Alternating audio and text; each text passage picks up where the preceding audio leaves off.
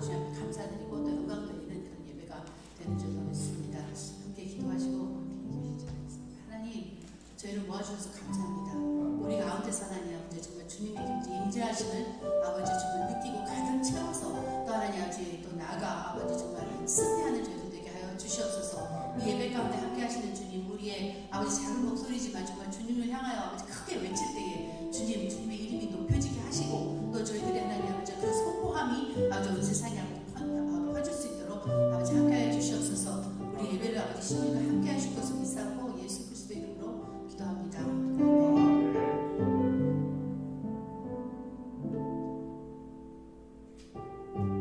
내 영혼에 그렇게 기쁜 곳아 내 영혼에 그렇게 깊은 데서 마른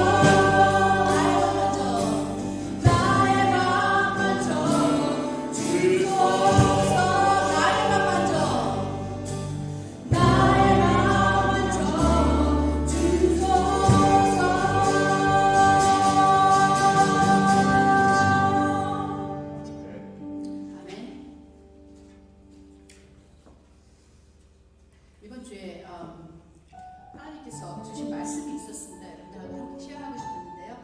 이거는 역대상에서 16장에 나오는 말인데요. 온 땅이여 여호와께 노래하며 그의 구원을 날마다 선포할지어다. 여호와는 위대하시니 극진히 찬양할 것이요 모든 신보다 경외할 것이며 존귀와 위엄이 그의 앞에 있으며 능력과 즐거움이 그의 처소일도다. 여호와께 감사하라. 그의 선하시며 또 그의 인자하심이 영원함이로다. 우리의 삶이 요즘은 너무나 왔다 갔다 하죠. 힘들었다가 조금 괜찮았다가 또 아팠다가 또 낫다가 정말 저도 한 주간 정말 롤러코스터 같은 그런 한 주를 지냈습니다. 그런데 어젯밤에 이 말씀을 들으면서 무슨 일이 있어도 주님의 그 선하신가 위대하신가 또 우리를 갖다가 보호하시는 그 위대하신 우리가 날마다 선포하며 살아야겠구나 이런 생각을 하였습니다. 그래서 여러분들에게 힘이 되시는 그런 구절이 되기를 바랍니다. 그래서 저희들의 삶에서 매일매일 주님의 그 위대하심을 선포하시면서 함께 나아가시는 저와 여러분 되기를 바랍니다. 그분의 그 뛰어난 예수님의 이름을 함께 선포하시겠습니다. 모든 이름 위에 뛰어난 이름, 모든 이름 위에 뛰어난 이름, 예수는 주, 예수는 주. 모든 구주를 경배를 드리세. 예수는 왕의 주. 다시 한번 선포하실게요. 모든 이름 위에, 모든 이름 위에 뛰어난 이름, 예수는 주, 예수는 주. 모든 무릎 꿇고 경배를 드리세. 예수는 왕의. 다시 한번 박수 치면서 모든 이름 위에 뛰어난 이름, 모든 이름 위에 뛰어난 이름, 예수는 주, 예수는 주.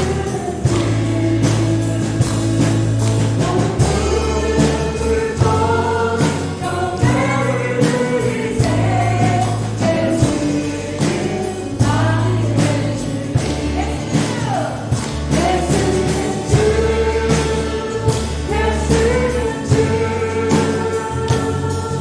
온전한 마음으로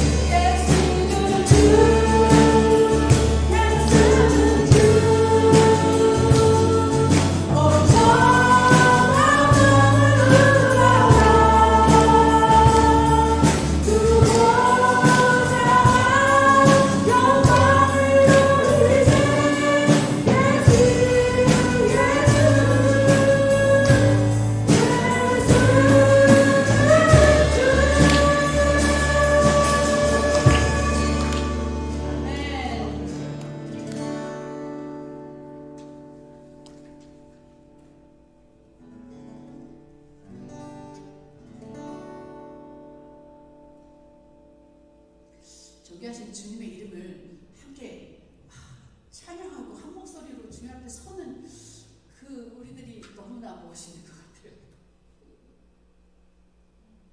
정말 주님께서 우리를 부르실 때 우리가 다 같이 손 들고 예수는 주! 하고 외치는 우리의 모습이 막 상상이 되는 것 같아요. 그때가 멀지 않았음을 저희는 자꾸만 느끼죠, 여러분. 너무 많은 일들이 일어나면서 정말 주님의 때가 너무 가까움을 느낍니다. 저희가 다 찬양하려고 했던 거는요, 여러분들이 잘 모르시는 것 같아서 그냥 가사를 함께 읽어드리고 여러분들이 묵상하시는 시간이면 좋겠어요. 존귀하신 주, 감사, 찬양과 경배 다 받으실 주님. 존귀하신 주, 감사, 찬양과 경배 다 받으실 주님. 찬양, 할렐루야. 보좌 위에 그 어린 양께 우리 함께 경배하며 영광 돌리세. 찬양 할렐루야. 우리와 함께 영광. 주는 승리의 용사요. 주는 승리의 용사요. 주는 승리의 용사요. 또 만유의 주님이시다. 그런 주님을 우리가 주님으로 또 우리의 왕으로 정말 예배하며 그러기 위해서 모였습니다.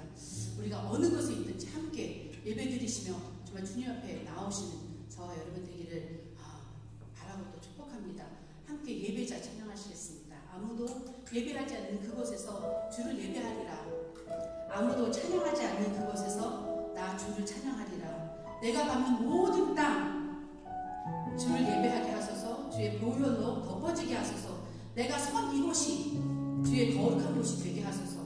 주의 향기로 제가 가는 그 곳곳마다 물들게 하소서 하는 우리의 고백이 되기를 바랍니다. 아무도 예배하지 않는 아무도 예배하지 않는 그곳에서 주를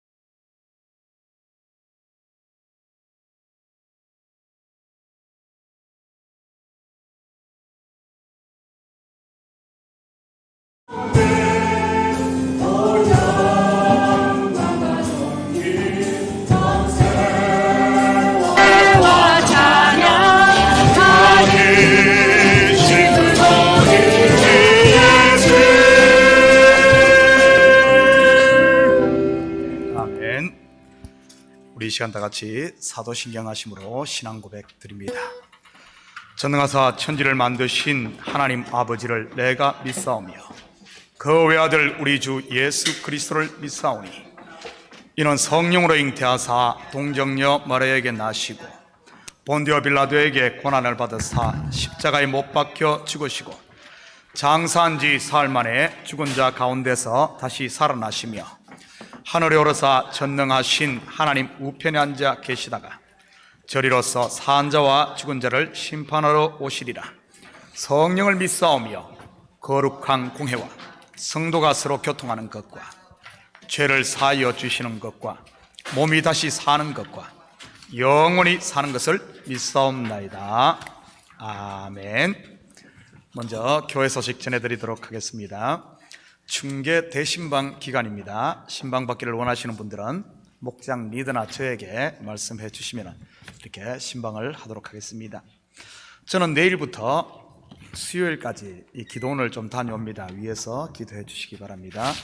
전교인 성경 읽기는 역대상 21장부터 역대하 15장까지입니다. 그리고 교우 소식이 있습니다. 우리 유명한 장로님께서 수술 후 지금 회복 중입니다. 위에서 기도해 주시고요. 시리어스한 그런 건 아니고요. 탈장 수술 이렇게 하셔가지고 지금 쉬고 계시니까 기도 부탁드립니다. 그리고 김덕경 집사님은 지금 많이 회복되셔서 한 번씩 교회도 오시고 이렇게 합니다. 기도해 주셔서 감사합니다. 혹시 다른 광고 있습니까? 자, 다른 광고 없으면 오늘 우리를 대표해서 안미숙 집사님 대표해서 기도 올리시겠습니다.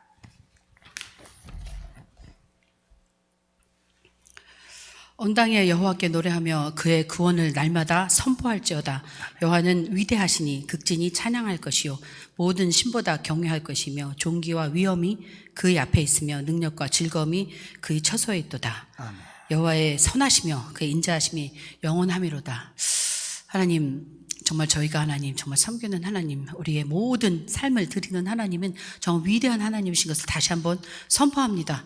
우리의 삶에서 날마다 하나님 우리를 승리하게 아버지 함께 서포트해 주시는 정말 주님을 아버지 찬양합니다. 아멘. 한 주간도 하나님 정말 주님께서 저희들을 정말 주님의 그 하나님 그 품에 안으시며 아버지 정말 저희들의 하나님 모든 빛이 되어 주셔서 잘 하나님 아버지 승리하고 이렇게 모일 수 있도록 허락해 주셔서 정말 감사합니다. 아멘. 아버지 날마다 전쟁 같은 우리의 삶 속에서 아버지 정말 주님 없으면 저희들 이곳에 올 수도 없는 저희들인데 아버지 정말 주님께서 저희들 사랑하시고 또 하나님 사랑하여 주셔서 그때마다 하나님 정말 주님의 그 인도하심을 깨닫게 하여 주셔서 감사합니다. 아멘. 많은 일들이 있었습니다. 아버지 정말 저희 교회 가운데 하나님 아버지 정말 그 모든 것을 아버지 정말 해치고 나갈 수 있도록 저희들의 하나님 아버지 정말 힘이 되어 주신 여호와를 찬양합니다. 아멘. 아버지 저희 목사님 정말 주님께서 늘 강건하게 하여 주셔서 아버지 목사님을 통하여서 말씀을 선포하시는 그 말씀들이 저희들의 삶에서 또 저희들을 통하여서 선포되어서 이 어두운 세상에 하나님 밝아지게 하시고 또 이 많은 죄악 가운데 있는 많은 세상이 아버지 정말 주님을 향하여 손드는 그런 세상으로 완전 바뀔 수 있도록 아버지 저희들 또한 사용하여 주시고 또 목사님 아멘. 통하여서 선포하시는 그 말씀이 하나님 아버지 정말 많은 이들의 영혼을 살리는 말씀들 되게 하여 주시옵소서. 아멘. 정말 또한 저희 교회 하나님 각각 하나님 모든 아버지 기관마다 또 각각 하나님 스몰 그룹마다 정말 주님께서 리더들을 세워주시고 장로님들을 통하여서 또 권사님들을 통하여서 기도로 하나님 아버지 정말 주님 저희 교회를 세워나가신 많은 분들 힘 빠지지 않게 해주시고 또 하나님 아버지 그 기도 가운데 정말 주님께서 응답하시는 그 응답으로 인하여 늘 날마다 승리하며 기쁨 가운데 생활하는 저희들 되게 하여 주시옵소서. 아멘. 또 하나님 아버지 각 곳에서 서브하시는 하나님 교사님들 계십니다. 또 하나님 아버지 정말 모든 하나님 스몰그룹 리더들까지도 하나님 정말 주님께서 그들에게 정말 주님 말씀으로 하루하루 하나님 채워져 가게 하시고 날마다 한 걸음 한 걸음 주님 앞에 다가가는 가까이 가는 저희들 될 수 있도록 아버지 부흥이 일어나는 저희들 될 수 있도록 아버지 함께하여 주셔서 감사드립니다. 아멘. 오늘 이렇게 예배를 모였습니다. 하나님 저희들이 드리는 예배가 정말 주님 보좌 흔드는 예배 되게 해 주셔서 감사합니다. 정말 주님께서 하나님 저희들을 보시며 기쁨에 하나님 아버지 저희들을 하나님 보시고 계시는 것을 하나님 아버지 느낍니다. 저희들 날마다 하나님 새롭게 정말 주님의 말씀으로 변화되어서 주님 앞에 거룩함에 이루는 저희들 될 수 있도록 아버지 함께해 주시고 또 오늘 특히 하나님 말씀으로 선포하실 때에 아버지 저희들 그 말씀에 하나님 아버지 아멘으로 화답하게 하시고 그 깊은 곳에서 하나님 아버지 정말 울림이 일어나 정말 저희들의 삶이 또 한 번 하나님 아버지 원인치라도 주님 앞에 가까이 갈 수 있는 그러한 저희들 될 수 있도록 아버지 함께하여 주시옵소서. 아멘. 매일매일 아버지 정말 주님과 함께 동행하는 그런 삶을 살게 해주셔서 감사합니다. 더 가까이 나가는 저희들 되게 하여 주시옵소서. 감사드리고 예수 그리스도 이름으로 기도드렸습니다. 아멘. 아멘.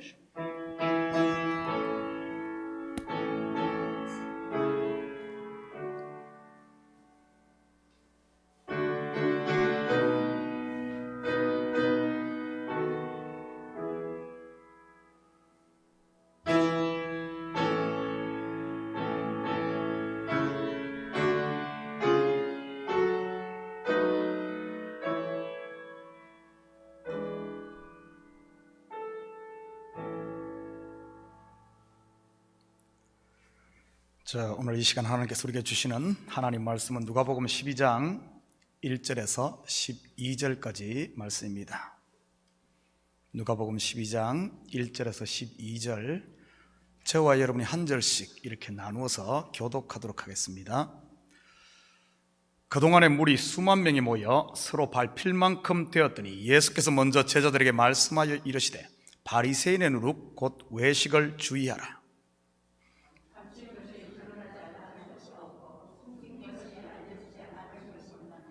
이러므로 너희가 어두운 데서 말한 모든 것이 광명한 데서 들리고 너희가 골방에서 귀에 대고 말한 것이 지붕 위에서 전파되리라.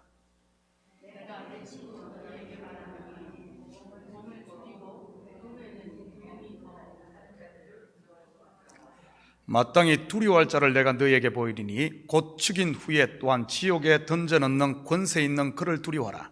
내가 참으로 너희에게 이르노니 그를 두려워하라.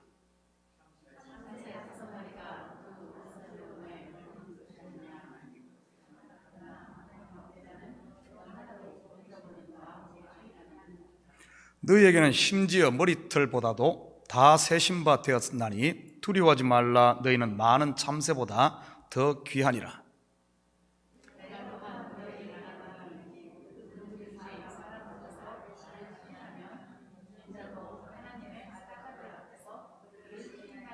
사람 앞에서 나를 부인하는 자는 하나님의 사자들 앞에서 부인을 당하리라.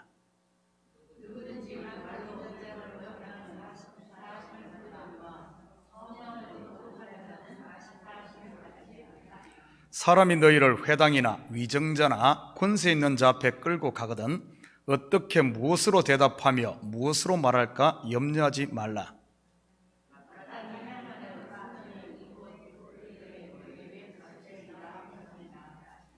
아멘. 드려진 예물 위에 같이 기도드립니다.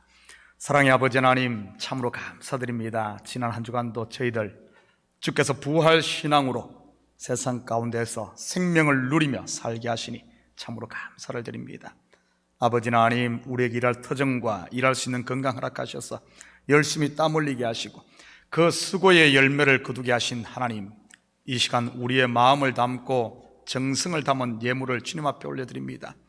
11조로 드립니다. 감사 예물로 드립니다. 주일 예물로 드립니다.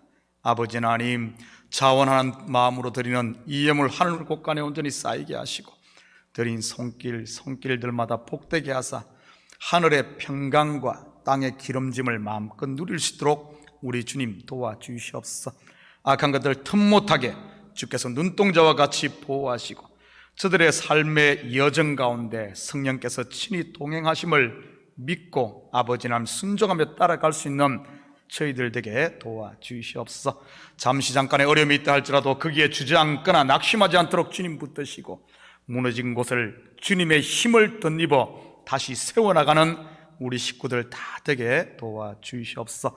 비록 빈손 들고 이 뉴욕 땅에 왔다 할지라도 정령코 이곳에 기업을 세우며 주인으로 당당히 살아가는 우리 성도들 다 되게 하시고 무엇보다 가정마다 주의 사랑이 넘쳐나게 하시고 아버지 한 직장마다 사업처마다 복되게 하사 저들의 꿈이 펼쳐지는 주님의 영광이 선포되어지는 선교 현장이 되게 도와주시옵소서.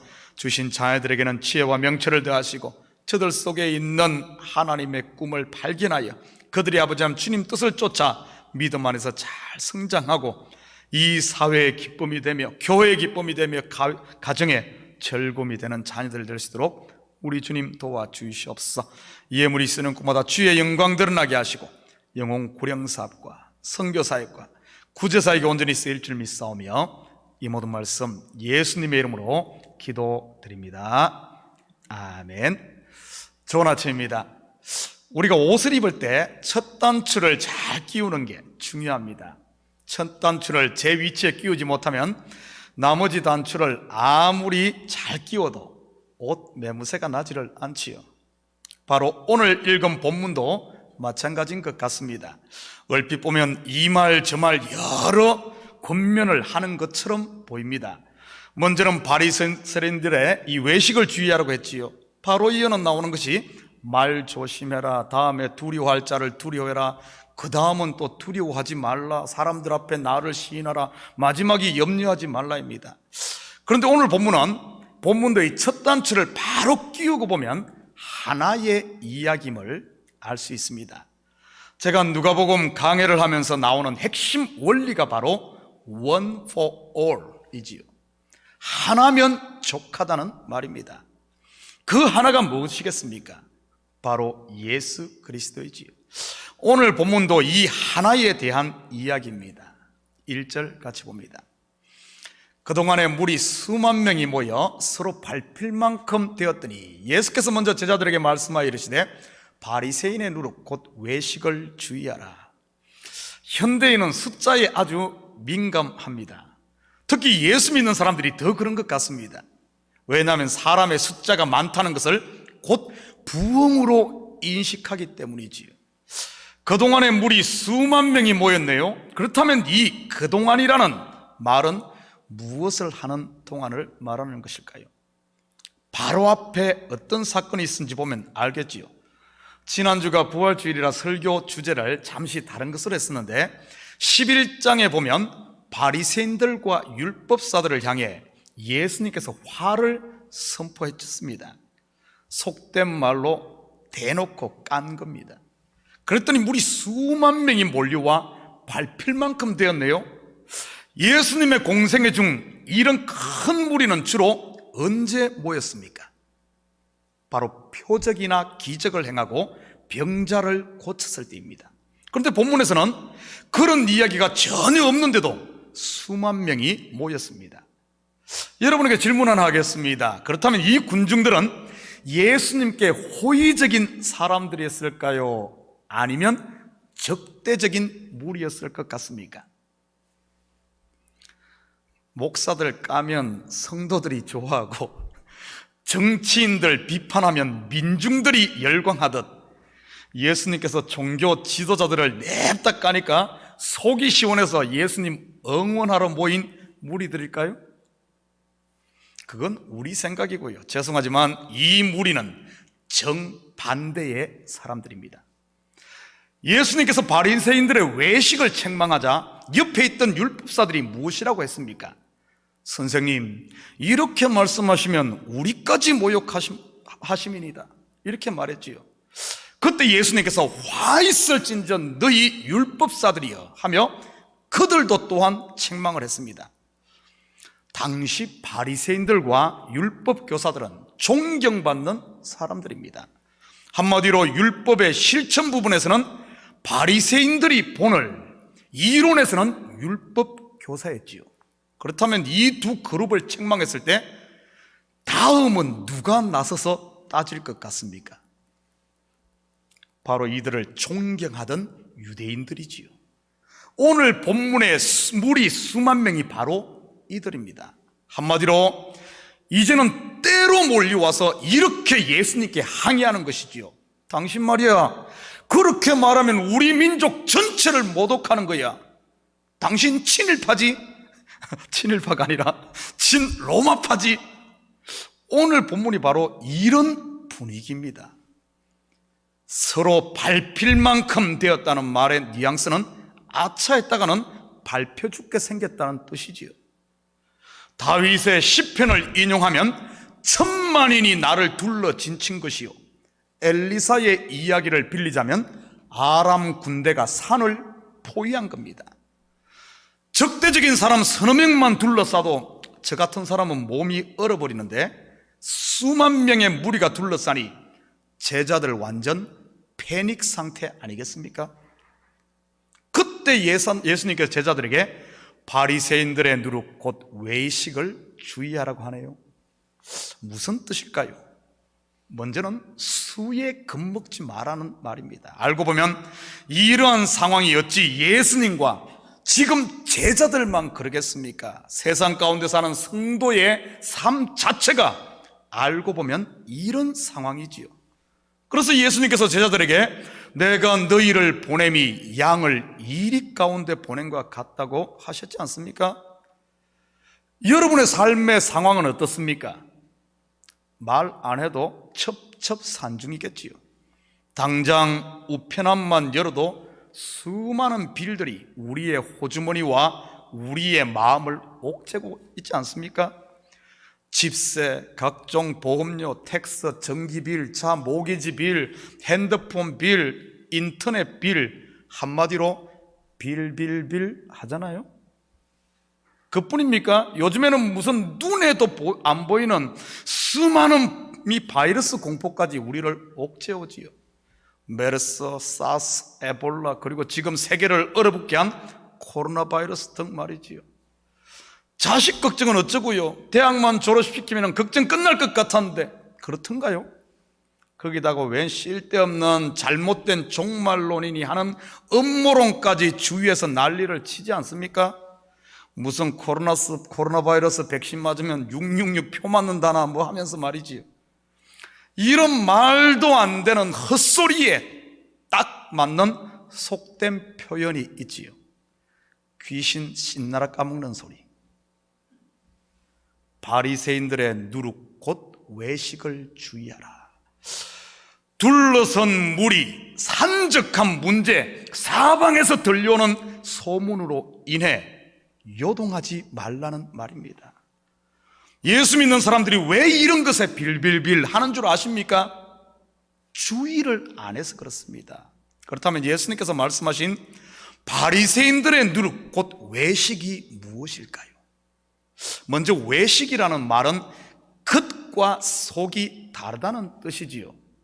그런데 이 말은 우리가 생각하는 속은 엉금한데 겉으로는 안 그런 척하는 그런 것을 말하는 게 아닙니다. 이 부분은 지난번 공부했는데 이해를 돕기 위해 다시 한번 보지요. 누가복음 11장 42절입니다.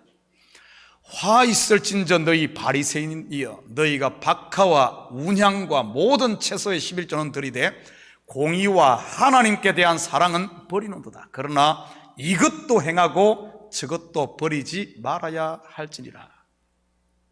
이 구절은 겉과 속이 다른 바리새인들의 대표적인 외식을 책망한 말씀입니다. 이것도 행하고 저것도 버리지 말아야 할 것이니라. 무슨 뜻이라고 했습니까?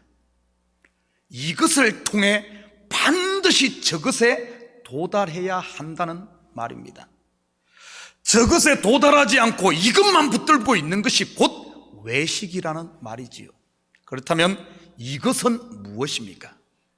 바로 거친 11조 곧 율법입니다. 저것은요 속인 공의와 사랑 곧 십자가의 은혜인 것이지요. 율법을 통해 죄를 깨닫고 예수 그리스도의 십자가 앞에 엎드릴 때 죄사함 곧 구원이 완성되는 것을 말하지요.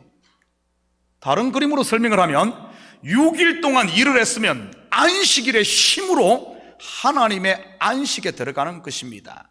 6 플러스 1 그리고 7로 완성되는 것이지요. 그런데 바리새인들은 율법을 다 지켜 6까지는 왔는데 하나가 되시는 예수 그리스도를 배척하며 안식에 들어오지 않으니 안식하지 못하고 영원히 육에 머물고 만 것입니다. 이러한 자들을 일컬어 666이라고 하지요. 이것이 바로 요나서에 나오는 큰 물고기요, 요한계시록에 나오는 큰 짐승이요, 큰 성 바벨론인 것이지요. 유대인들이 지금 이들에게서 속아서 그 밑에서 종로로 타고 있는 것이고요. 그렇다면 왜 바리새인들이 이렇게 짐승이 되고 만 것일까요? 바로 그들의 누룩 때문입니다. 이 누룩에 대해서는 제가 출애굽기를 강의하면서 상세히 설명을 했습니다. 다시 살펴보면 누룩 이야기가 어디에 처음 나옵니까? 430년 동안의 애굽 종살이에서 해방된 나를 지키는 유월절 절기에 나오지요. 애굽의 모든 장자가 죽던 그날 밤 어린 양의 핏부림으로 이스라엘이 죽음을 면하고 해방되었습니다. 그 이후 유월절 절기에는 하나님께서 반드시 누룩 없는 떡인 무교병을 먹으라고 명령합니다. 그래서 유월절을 무교절이라고도 하지요. 그렇다면 왜 굳이 누룩이 들어가지 않은 떡만 먹게 했을까요? 그들이 급히 나오느라 발효되지 않은 떡을 먹었기에 그날을 기억하기 위함입니다. 그런데 그것보다 더 중요한 이유가 있습니다. 바로 이스라엘이 종살이에서 해방된 것은 장자의 죽음 값으로 된 것이라는 사실입니다. 그렇다면 모든 민족 중에 장자가 되는 민족이 누구입니까? 바로 이스라엘입니다. 그런데 그들이 죽어야 할 그 자리에 누가 대신 죽었습니까? 바로 유월절 어린 양입니다. 어린 양의 피를 문설주의 발음으로 죽음에서 생명으로 옮겨진 것이죠. 이는 곧 구원은 유월절 어린 양의 실체가 되시는 예수 그리스도의 십자가 피 공로로만 된다는 사실을 말하는 것입니다. 누룩 없는 떡을 먹으며 기억해야 하는 사실이 바로 이것이지요. 오직 은혜 말입니다. 그런데 바리새인들은 거기에 누룩을 넣었네요. 우리가 알다시피 누룩은 조금만 반죽에 넣어도 전체를 부풀게 하는 특징이 있습니다. 그렇다면 이 누룩은 무엇을 말하는 것일까요? 바로 율법의 자기 공로를 말하는 것입니다. 누룩이 들어간 바리새인들을 보십시오. 결국 그들의 떡반죽 그릇 전체가 부풀어 버렸지 않습니까?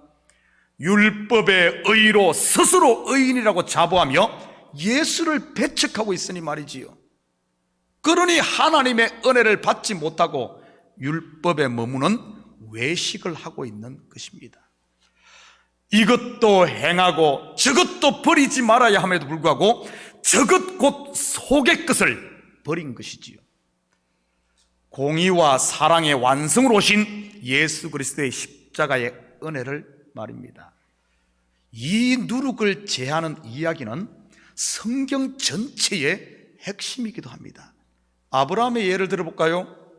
75세에 후손의 약속을 받고 갈대아우를 떠나 가나안으로 이주한 아브라함, 왜 25년 동안이나 하나님께서 자식을 주지 않았을까요? 바로 누룩 때문입니다. 그에게 누룩이 있으니 약속이 이루어질 수가 없었지요. 사라의 경수가 끊어지고 아브라함도 가능성 제로가 될 때까지 하나님이 기다린 것입니다. 그의 나이 99세 때 하나님께서 자식을 준다고 하자 그의 고백이 무엇입니까? 하나님, 웃기는 소리 좀 그만하십시오. 아내 사라와 나를 좀 보십시오. 아들은 무슨 아들입니까? 우리식으로 표현한다면은 제가 아들 낳으면 손에 장을 지지겠습니다, 이런 말입니다.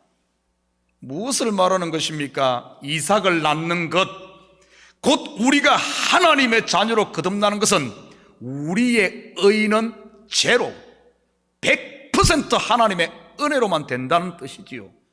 누룩 없는 떡으로만 말입니다. 모세도 마찬가지지요. 나이 40에 애굽의 왕자가 된 입양아 출신 모세, 자기의 힘과 권력으로 자기 동족 이스라엘을 구원했나요? 아닙니다. 40년의 광야를 통해 스스로 아무것도 할 수 없다고 입으로 고백할 때 출애굽을 이끈 지도자가 되었지요. 다윗도 마찬가지고요. 골리앗을 쳐 죽인 최고의 전성기가 아닌 10여 년의 광야를 통해 누룩이 다 빠진, 자기의가 다 빠진 블레셋의 망명객이 되었을 때 이스라엘의 왕이 됩니다. 욥의 출발이 얼마나 멋있습니까? 흠없는 동방의 의인. 그런데 그를 어떻게 하십니까? 한마디로 인생 막장에 내려가게 하여 기름기를 쫙 빼버리지요. 그리고 그를 통해 율법의 의가 아닌 오직 은혜로만 되는 구원의 비밀을 증거하게 합니다. 사도 바울도 같은 케이스 아닙니까? 율법의 의로 흠이 없다고 자랑하던 그가 자신을 죄인 중에 괴수라고 고백하지 않습니까? 그리고 자기 속에 있는 누룩을 배설물처럼 버려버리지. 그리고 그가 한 고백이 무엇입니까? 나의 나된 것은 하나님의 은혜로다입니다. 결국 구원은 나의 어떠함이 아닌 그분의 어떠함에 달려있다는 뜻이지요. 믿습니까? 바리새인들의 누룩 곧 외식을 주의하라는 말은 결국 오직 은혜 안에 있고 율법으로 돌아가지 않도록 깨어 있으라는 이런 말입니다. 2절 3절입니다. 감추인 것이 드러나지 않을 것이 없고 숨긴 것이 알려지지 않을 것이 없나니 이러므로 너희가 어두운 데서 말한 것이 광명한 데서 들리고 너희가 골방에서 귀에 대고 말한 것이 지붕 위에서 전파되리라. 반말은 쥐가 듣고 낱말은 새가 들으니 말조심하라는 말일까요? 성경을 이렇게 윤리 강령으로만 보는 것이 바로 외식 곧 바리새인의 누룩입니다. 우리 말들은 조심해야지요. 괜히 다른 사람 시험 주지 마시고요. 그렇다면 이 말의 속뜻은 무엇일까요? 성도들 속에 극히 작은 누룩만 있어도 결국에는 떡반죽 그릇 다 부풀게 한다는 이런 뜻입니다. 예수님의 은혜는 강고도 없고 자기 의만 남는다는 뜻이지요. 마치 바리새인들처럼 말입니다. 예수 그리스도의 십자가의 은혜 위에 세워진 초대 교회에도 적은 누룩이 들어갔습니다. 대표적인 교회가 고린도 교회와 갈라디아 교회지요. 어떤 결과가 나타났습니까? 분쟁과 분열, 온갖 다툼이 난무하지 않았습니까? 그리고 서로 자기 자랑에 열을 올리고 말이지요. 직분 가지고 싸우고, 은사 가지고 싸우고, 일 서로 하려고 싸우고, 일 서로 안 하려고 싸우고 말이지요. 요즘 교회도 비슷하지 않나요? 주의 일을 하면서 싸우고 있으니 말이지요. 왜 싸웁니까? 알고 보면 다 자기 알아주라는 것 아닙니까? 바로 누룩이 들어간 것이지요. 4절입니다. 내가 내 친구 너희에게 말하노니 몸을 죽이고 그 후에는 능히 더 못하는 자들을 두려워하지 말라. 말은 안 해도 제자들을 얼마나 두려웠겠습니까? 성난 군중들 수만 명이 둘러서 있으니 말이지.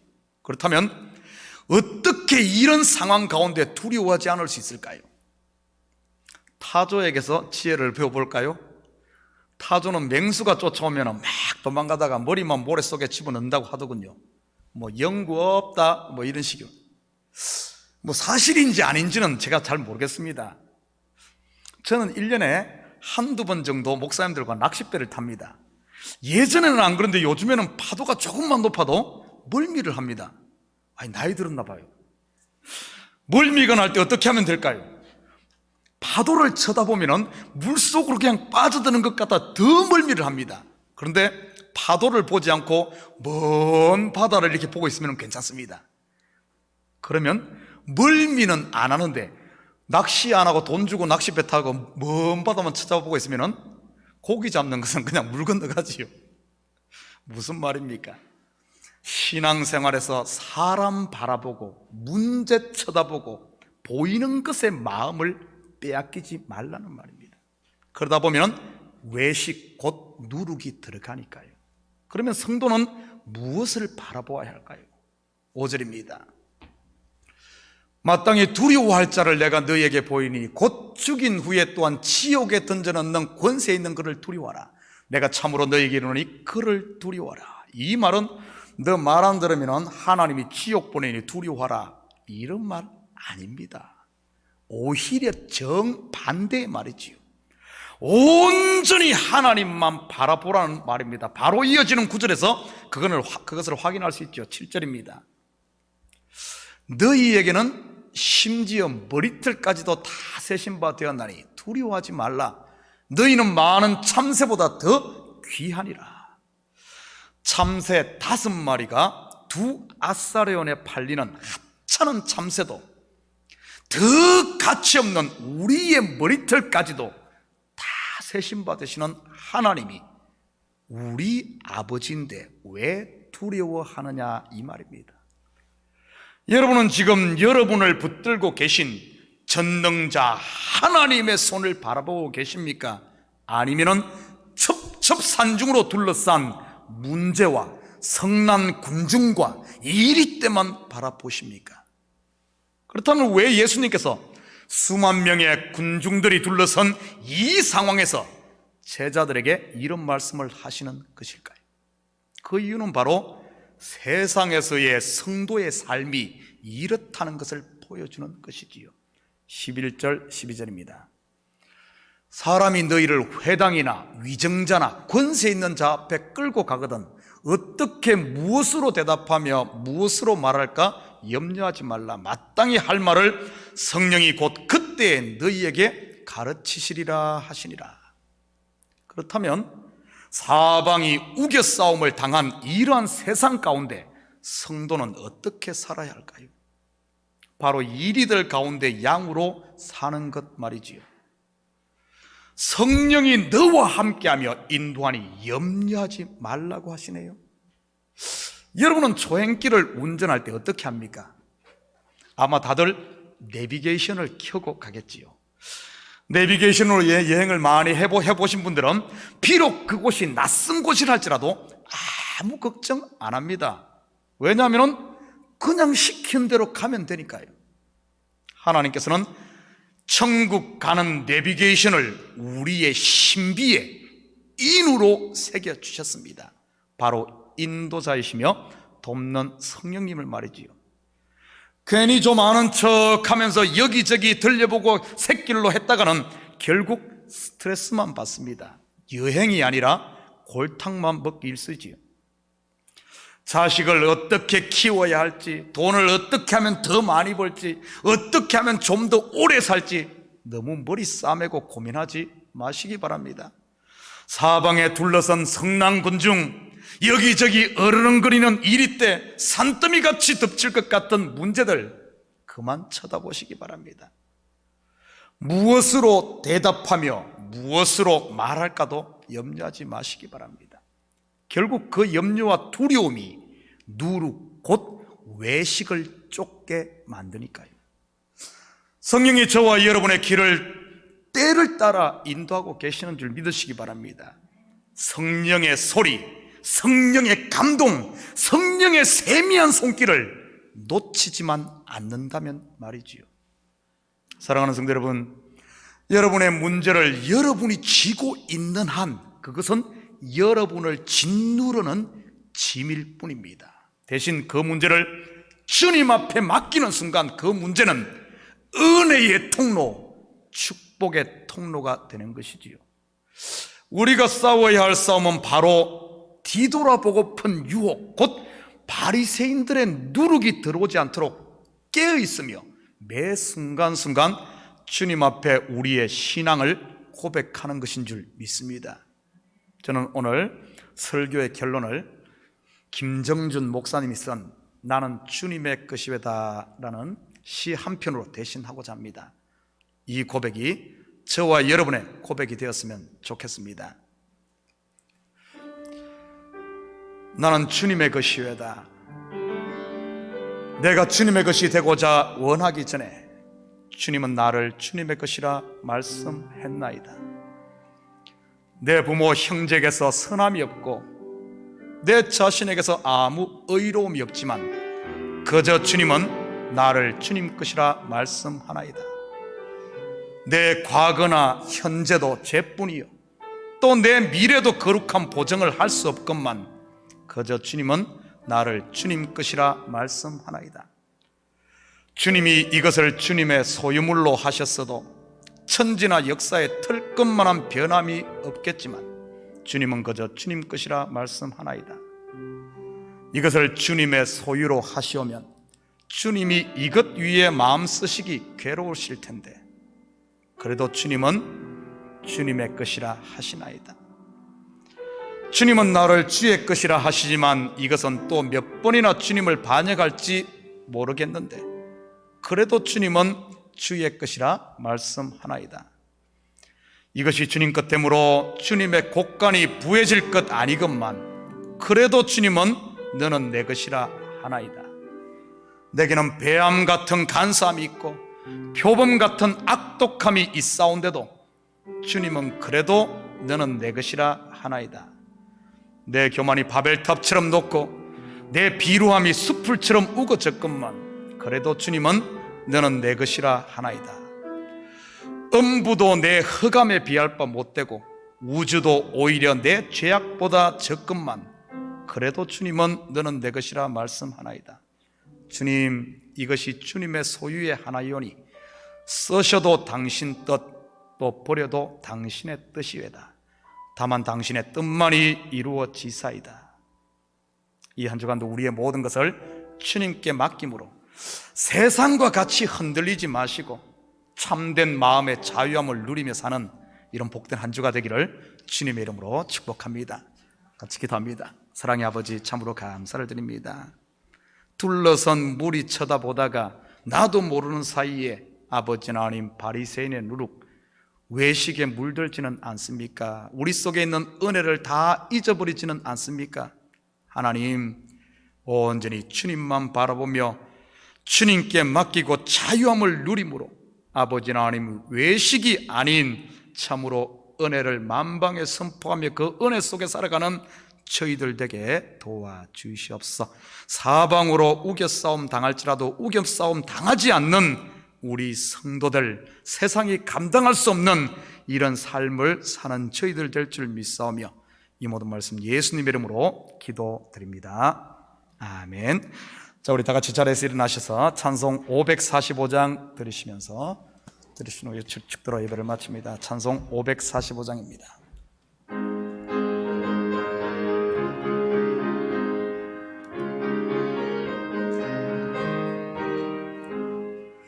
이들의 아무 증거 아니 배여도 믿음만을 가지고서 널 걸으며 이 귀에 아무 소리 아니 들려도 하나님의 약속 위의 소리라 걸어가세 믿음 위에 서서 나가세 나가세 의심 버리고 걸어가세 믿음 위에 서서 눈과 귀에 아무 증거 없어도 이 눈에 보기에는 어떠하든지 이미 얻은 증거대로 늘 믿으며 이 맘에 의심 없이 살아갈 때에 우리 소원 지원해서 이르리 걸어가세 믿음 위에 서서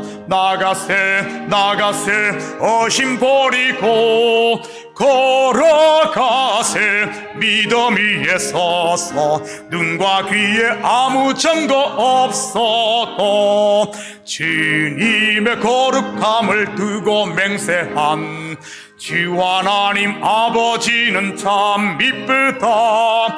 그 귀한 모든 약속 믿는 자에게 넘지 못할 무슨 일이 있을까. 걸어가세 믿음 위에 서서 나가세 나가세 의심 버리고 걸어가세 믿음 위에 서서 눈과 귀에 아무 증거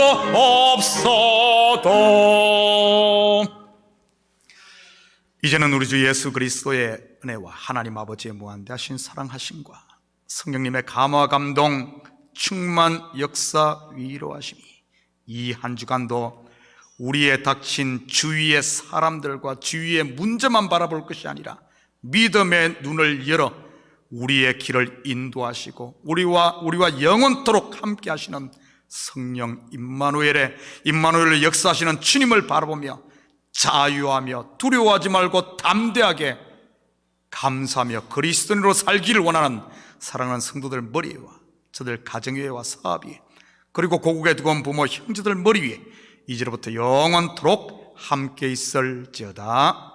아멘.